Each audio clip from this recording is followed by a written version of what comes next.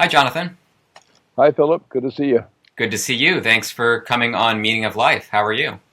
I am fine. This is an exciting new form for me, so we'll see how this goes. Excellent. Well, let me introduce us. I am Philip Menchaca of Meaning of Life, and you are Dr. Jonathan Young, a psychologist and storyteller who assisted mythologist Joseph Campbell. You are also the founding curator of the Joseph Campbell Archives, and you write about personal mythology and appear frequently on the History Channel as an expert on mythology. Furthermore, you teach at the Pacifica Graduate Institute in Santa Barbara and maintain an online consulting practice. Now, as people may have gathered, we're going to talk today about the work of mythologist Joseph Campbell and how it applies to psychotherapy. So, I think certainly the name Joseph Campbell will be familiar to a lot of people, but I'd like to give a better sense of some of the specifics of his work and give people a little idea of what it was that he did, and he was very influential. So, I'll, I'll start with the best known and then work backward. He okay, was on a television program with Bill Moyers on public broadcasting that was throughout the 90s, and actually it's been replayed more than any other PBS program. They often put it on as a pledge break because it's very engaging. And this made him famous again because he had a bestseller in 1949, The Hero with a Thousand Faces, which was a bestseller several times and was often assigned as a college textbook. So many people were aware of that and were aware that George Lucas, when he was trying to put together a script for an outer space story, was a bit stuck in his process, and friends suggested that he read Joseph Campbell. And he started with The Hero with a Thousand Faces and read The Mass of God and several other things by Campbell. And this provided the framework for the Star Wars stories that were so powerful and effective and successful. Joseph Campbell taught at Sarah Lawrence College for 39 years and had other best-selling books and was very popular on the lecture circuit. Died in 1987, which was the year The Power of Myth with Bill Moyers was broadcast for the very first time. So he didn't see how famous he became after his death. and just out of curiosity, how do you think he would have felt about being that famous? Well, I don't think he would have cared much for himself, but I think he was very dedicated to the work. And the popularity, the interest in mythology, not just as ancient history, but as something psychologically alive for guidance in present tense, is an astounding change. And it was entirely due to Campbell's work. And then there have been a series of best-selling books on finding your personal mythology and things along those lines. Goddess work is a strong interest in the heroine's journey among feminist scholars. And this has all happened since he died. Right. Is it fair to say that his life's mission was, in a sense, to find or create a universal theory of mythology? He did have a universal theory in mind. I'm not sure he entirely accomplished it, but he was more of a comparativist than a specialist. He was trying to see the common patterns in guidance stories, not only mythology, primarily myth, but also folklore and legend and other wisdom tales throughout the world, throughout time, and he did find certain structural similarities. This is a bit of a controversial point because others feel like the different traditions are very distinct and different, and of course, both are true. These two angles are not mutually exclusive. Right. So you can look at myths or these stories from a very specific kind of cultural context in which they were told. Yes. Or as Campbell did, you're saying that you can look at them and I don't want to say maybe I don't want to say project meaning onto them. I think certainly that's how his critics might characterize Yeah. it. I think that does happen regardless of whether we're taking the specific cultural meaning or the more general universal meaning. It's a debate whether the meaning exists within the story and its symbols and its patterns and characters, or whether it is in the eye of the beholder, and it's not a resolvable argument because both are true. Right. Okay. So, well, let's drill down maybe into one of his best-known sort of theories, the monomyth. Yes, he got the term from James Joyce, and the idea is there is one great story, one great underlying pattern in many of the world's most important initiatory stories. The idea of initiation is significant, that there is a ceremonial aspect, and often there is actually a rite of passage, a practice that goes with the story, and that this is all implied in the stages reflected in the story, that we are going through a life change, and it is reflected in the narrative. And we can read the story and just have it as an entertainment, or we can use it as a psychological mirror to help us get through whatever difficulties we are facing at the moment. So he definitely saw these stories as being able to provide guidance in very practical terms in one's life. He was very psychological. He was a friend of Carl Jung's and drew on Jung's ideas, but he also quoted Freud and other significant psychologists. He saw these as personal, as interior. That is, the myth reflects the personal dream. A personal dream is essentially a sampling of the mythic imagination. It taps us into the same cultural wisdom that is reflected in a well-known story, ancient and modern, because there are only so many stories. So Beowulf is reflected in a recent TV episode. There's a direct connection among all stories. And he would tend to notice if there is this hero's journey, as he called it, or initiatory adventure is what other people call it, in the story. And this is usually evident. If it is a truly literary story, mythic or a novel or a movie, if it is a story with a significant personal change, if there is some element of transformation going on in the protagonist, which is the character the viewer or reader is following, then he sees an initiatory lesson, a bit of guidance in the story. Mm-hmm. And I think the whole hero's journey is a little bit too complex to go into right here. There are 12 steps. People can go online. There are these complicated charts that kind of lay out the path. But suffice it to say that he broke it down into... Yeah, and let me simplify it. He was building on an earlier theorist who he footnoted. A man named Arnold van Gennep wrote a book that was published in 1912 called Rites of Passage that said these ceremonies have a three-part structure. The idea in the ceremonies is the three parts reflect departure, transformation, return. Of these three, return is the longest because you have to integrate all that you have learned. Campbell took this three-step model and elaborated into all the parts and pieces of what happens to you. You meet companions along the way, you face ordeals and challenges, you go through a transformation, you do a difficult journey home, you share what you have found. And Campbell's detail is enormously valuable, but it basically is a three-part. So in our common experience, a person goes off to college, leaves home, goes through a variety of learning experiences, changes, comes back, and becomes a professional or something of value that was more than they were before. Well, ideally. We hope. So maybe it would be useful to take that and look at a specific story. And I think most people are familiar with C.S. Lewis's The Lion, the Witch, and the Wardrobe. So if we could kind of look at that through this lens, and how would Campbell have approached this story?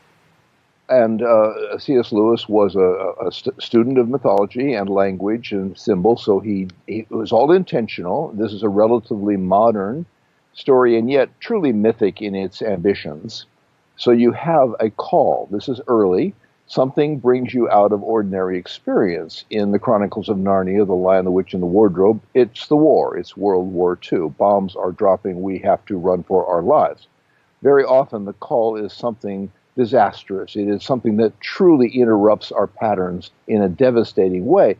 It takes a lot to get our attention, and transformation is a difficult road, so we don't always go willingly. But in this case, the young children, the four of them, really must go. And this is true historical fact that children from London were sent out to the countryside, and they're going to go stay with this college professor, cleverly enough, written by a college professor, so it's close to home. And by the way, C.S. Lewis did take in children during the war, and he didn't know anything about raising children, so it was a little bit awkward, but a learning experience for him. So it's modeled on that. And the four children are in Oxford, staying in a nice house, and there's an outdoor, there's a lawn and such, which they did not have in London. They enjoy playing on the lawn, outdoor games and such, but they break a window. Well, this means they have to run from it. They're worried about their father figure, the professor, who seems a little grouchy to them. Actually, he's a very nice fellow, but they don't know that yet. They don't know him yet. Earlier, the youngest of the four had been playing in the spare room. She climbed through a closet, a wardrobe, a place where a big piece of furniture that you hang clothes in, an armoire, and it didn't have a back. She crawled through the back into another world. And she had met a faun, a mythological creature, and it was winter there. It's always winter there. Here is the crossing over into an initiatory realm. The place of wisdom and transformation is also a place of great danger. She tried to say a little something about this. They were playing hide and seek, and none of her siblings would believe her. So later, when they break the window and they run for it, she said, "Go to the spare room, we can hide." And they were thinking, well, you don't mean that closet you were talking about, but she does, and they all tumble through it. But now something bad has happened. Because she had spent a little time with her faun friend in Tumnus is his name, in Narnia, Tumnus is in trouble because it's a dictator, it's a place of great danger, it's always winter there. So we have problems to be solved. The journey is not for the individual alone, it is also to provide a social good. So they need to find her friend, maybe rescue him. We have a personal motivation here, but personal motivations very often spill out into societal good. And it's a long story. There's a villain, and there are various challenges, and people are familiar with the story. Very many things go on before they return to Oxford, come through the cabinet, and no time has passed to speak of. Even though years have passed on their adventure, this is like a dream. In a dream, you can have a very long experience, and it's only taken a few minutes of clock time. So the mythic order of time is different from real life, and they are changed forever. One of the things that happen is they end up kings and queens in Narnia. Once a king or queen of Narnia, always a king or queen of Narnia. They are serving a very high principle. There's a lion who rescues the land. So even though a lot of people have read this for spiritual guidance because it's an intentionally religious novel, or watched the movie just for the adventure, and it is a great adventure, there are these hints of lessons. There are this guidance that you can do something in life that is larger than your own personal plans, that it can make a contribution to others more than you might have imagined, that it can give you a sense of meaning, personal significance in your life that is way beyond what you had planned. You don't entirely choose it. It tends to choose you, but you have points of decision whether to go with the flow of things or check out. So there is some free will involved. So this is maybe a minor point, but so the issue of time in Narnia, as you said, no time passes in our world, many years pass in Narnia. Would Campbell have read that as suggestive of, or as a metaphor for this being an inner journey in a way, that difference in time? Yes, and he did say that these stories are about the inner journey. They are dream-like stories. And a lot of the techniques that he uses to explain the meaning of the images and symbols in the story are similar to what Freud and Jung and others developed to read our own dreams, to try to draw out personal significance from these fleeting little stories we have in the night. So it's all about symbolism. Was he heavily influenced by Jung then? Yes, very, very much so, and criticized because Jung has his critics. So that is a problem. And because, well, Jung called it the unconscious, building on Freud before him and Nietzsche before him. And the unconscious is a difficult topic because you can't study it directly scientifically. It is all, to some degree, speculative. After all, it's unconscious.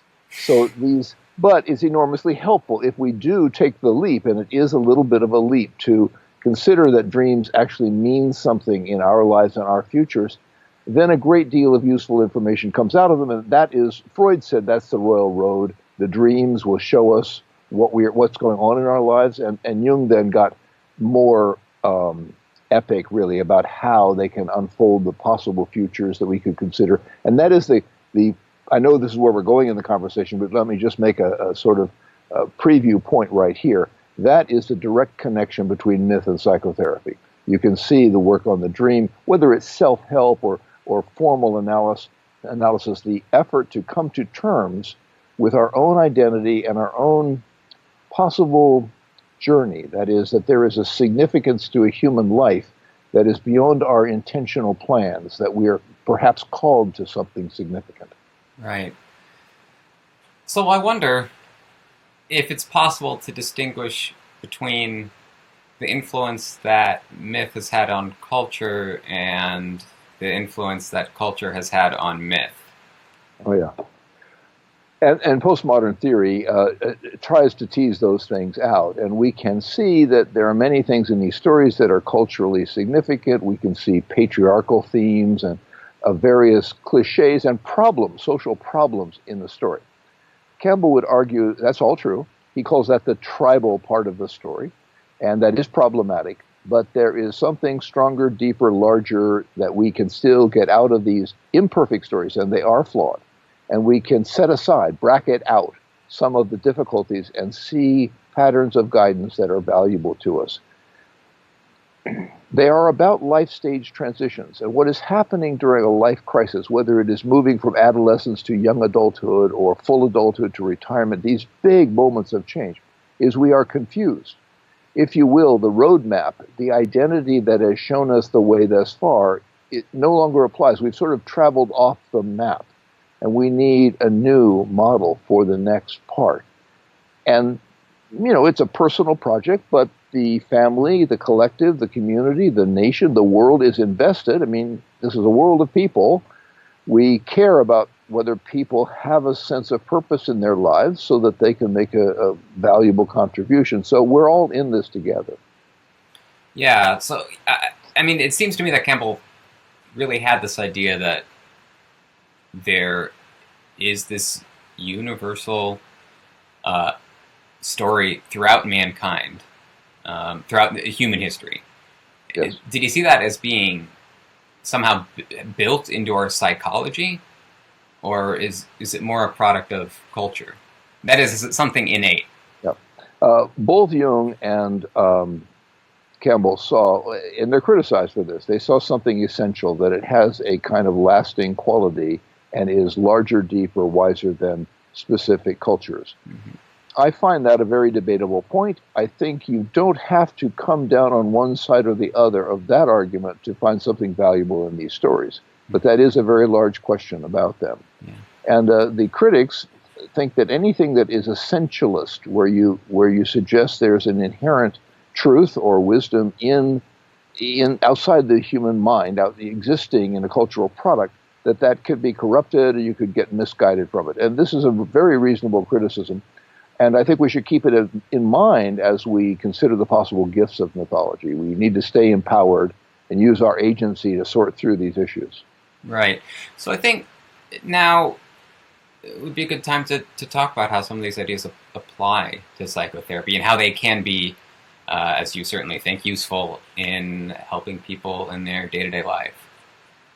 Okay, we have the archetype of the orphan. The idea of archetypes is from Jung, and Campbell uses it from time to time. And the orphan is a lost soul. This is a part of us that is feeling adrift.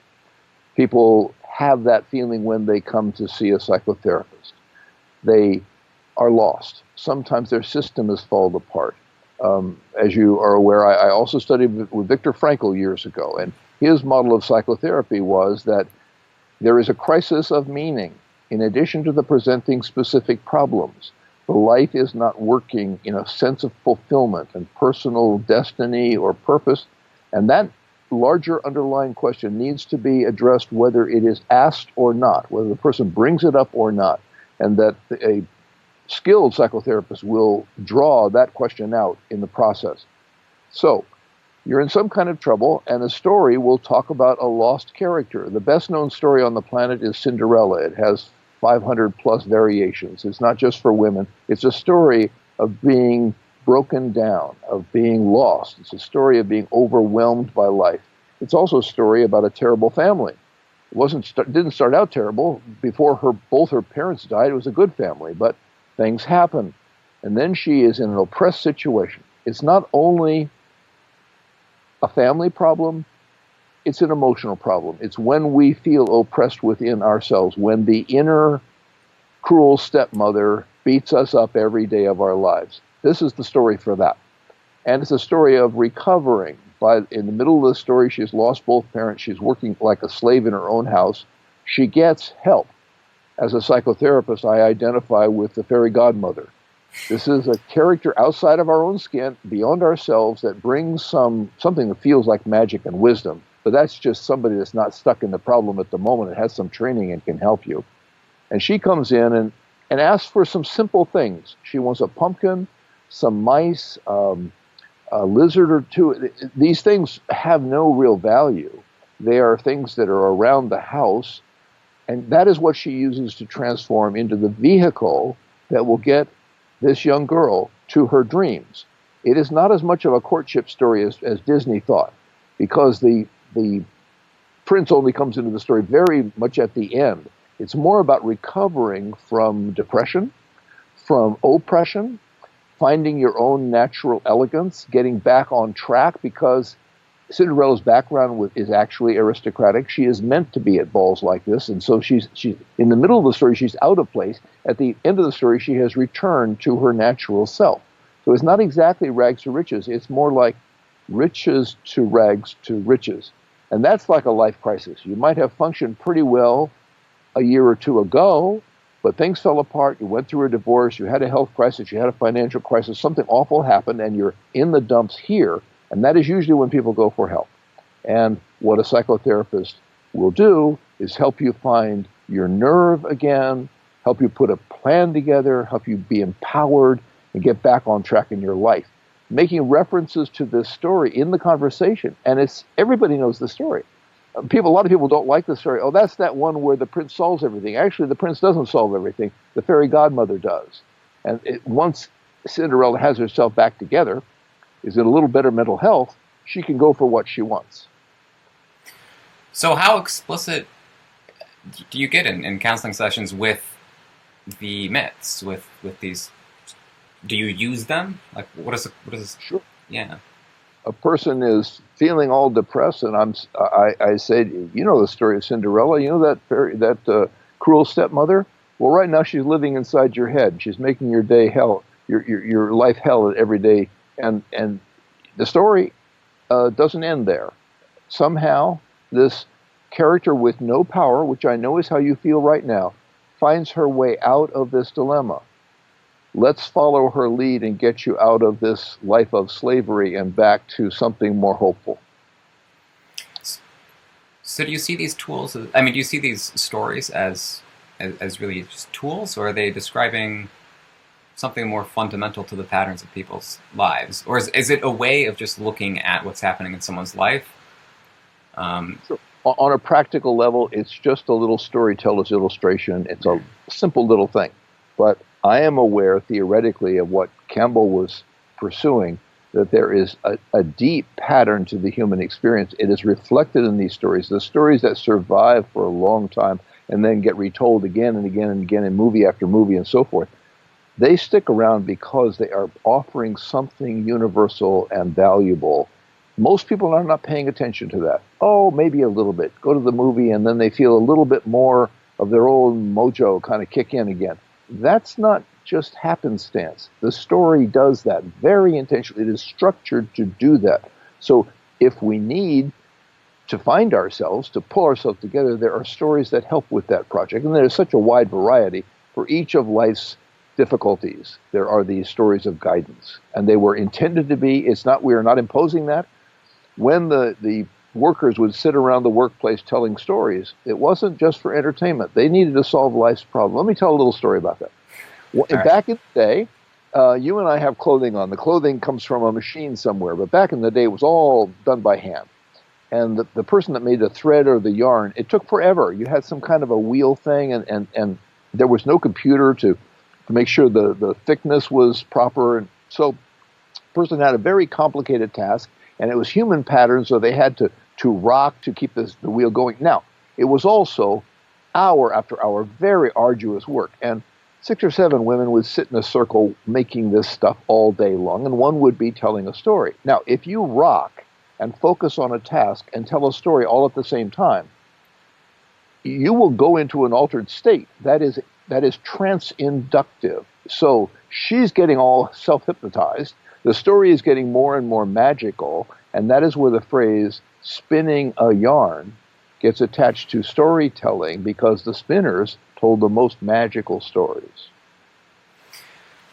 So how common is the use of mythology in psychotherapy? It's rising. There is an interest, mostly through Carl Jung centers and the interest in Joseph Campbell. Clarissa Pinkola Estes wrote a book called The Women Who Run with the Wolves. Carol Pearson has written a book about the heroine's journey. There's a considerable interest, but it's a very small portion of the field of psychotherapy. For one thing, it's a little bit lengthy. You can't do it in 3 or 4 sessions. You have to sign on for a longer conversations, and that's pricey, so it has its challenges. But what happens is people will go for other forms of therapy, and then a couple of years later they say, I think I could go further, but not do the same thing again. It's kind of the graduate school of therapy. People who've done other things are ready for this now, get the big picture. Yeah, well, I mean, that's interesting. It sort of gets to another topic in psychology that, I don't think we should go into too deeply, but there's some recent research I know that has come out about the limits of CBT, cognitive behavioral therapy, and how it has possibly short-lived effects where it helps people for the near term, for a couple of years, and then they go back to their old patterns. And what really seems to be the most effective, according to some of this new research, is a long-standing, productive relationships with the therapist that people connect with. Yes, it takes longer. CBT is very effective. The research is very hearty, and it can make change rather quickly. And in terms of resources available, and also in terms of dealing with human crisis, this is very valuable.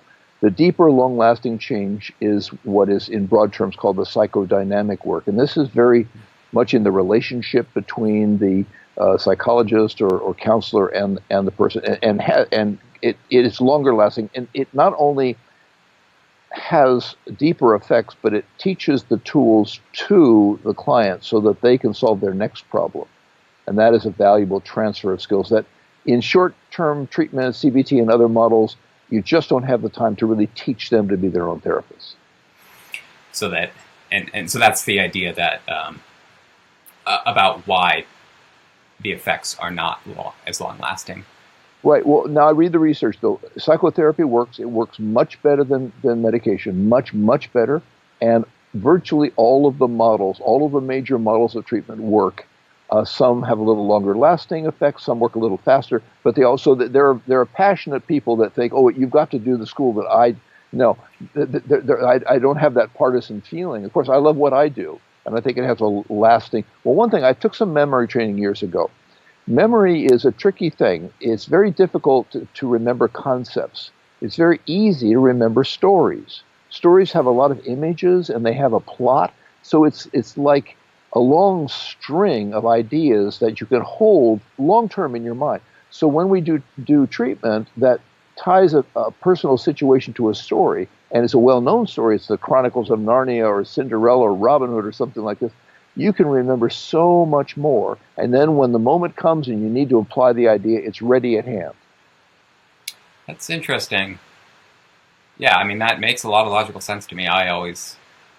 People have that emotional connection to stories, and that helps them remember, which is maybe easier than trying to remember a list of steps that one is supposed to go through in a specific situation. Yeah. Yeah. So one thing that occurred to me, too, is in this kind of psychotherapy, are people trying to imagine themselves as a hero on a quest, and that's how they're trying to interpret. Is the goal to get people to interpret their events in their lives in that way? This is a tricky area. Joseph Campbell used the word hero. Other writers use the word initiate. I personally prefer seeker. Most psychotherapists like the word client.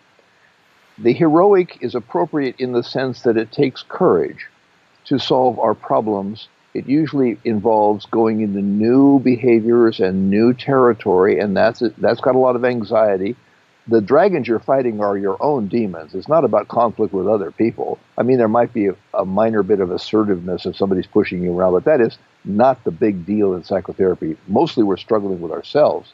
So yes, it is heroic. Unfortunately, we think of heroes as people in combat or something, and I think that gives a problematic tone to the work. I don't think we're out there to become warriors. We're out there to be survivors and to make some kind of contribution. So, yeah, but yes, it is to put the person to get people to realize that they are in some epic story, the story of their own life. It has elegance, it has purpose, it has direction. This is that alone right there, that little bit I just said, is so helpful to a person that's been floundering, is a bit lost in life. Get a hold of that. Start understanding and appreciating your own story. This is a big point. Some people will trash their own story. They can look at the TV or something and say, oh, gee, that person's got a great life going on, but me, I'm just a clerk in a store and my life doesn't mean anything. To look at that again and see what they have come through, what heroic qualities they have already shown, what resources they already have, and how to apply them in new ways so that they can solve their own problems and be of some help to the world. That's a narrative. That is a good novel or a good movie. I prefer the idea that we're already in a good movie, we're already in a great mythic journey, that we don't need to go find one. What we need to do is pay attention to the one we're already in. There are different points of view on this matter, but that's the one I like. This reminds me a lot of religion in some ways. The search for meaning and the stories that religion tells.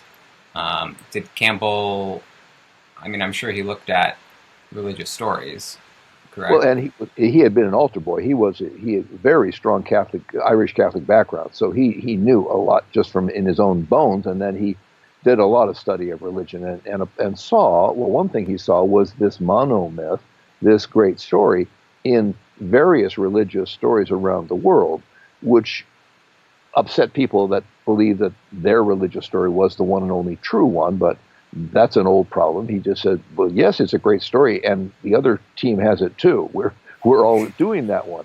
There are other stories. He wasn't saying the monomyth was the only story. He just thought it was particularly important. And there is a search for meaning implied, although he said something curious about that. He thought that we worried too much or thought too much, focused too much on finding meaning, as if it's some kind of idea. He thought that will not be a fulfilling puzzle.